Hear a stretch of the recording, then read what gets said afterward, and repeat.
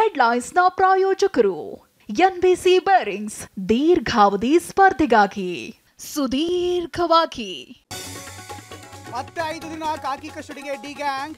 ಇಷ್ಟು ದಿನ ಟ್ರೇಲರ್, ಇನ್ನು ಮುಂದೆ ತನಿಖೆಯ ಅಸಲಿ ಪಿಕ್ಚರ್. ತಲೆ ತಗ್ಗಿಸಿಕೊಂಡೇ ಹೊರಹೋದ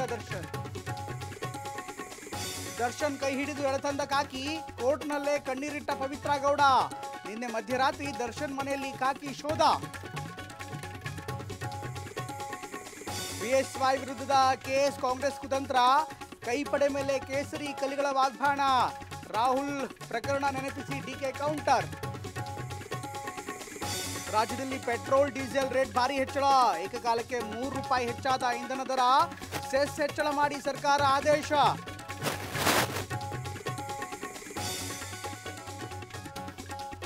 ಜೂನ್ 17ರಂದು ರಾಜ್ಯಾದ್ಯಂತ ಪ್ರತಿಭಟನೆಗೆ ಬಿಜೆಪಿ ಕರೆ. ಸರ್ಕಾರದ ವಿರುದ್ಧ ಸಿಡಿದದ್ದ ಕಮಲ ಪಡೆ.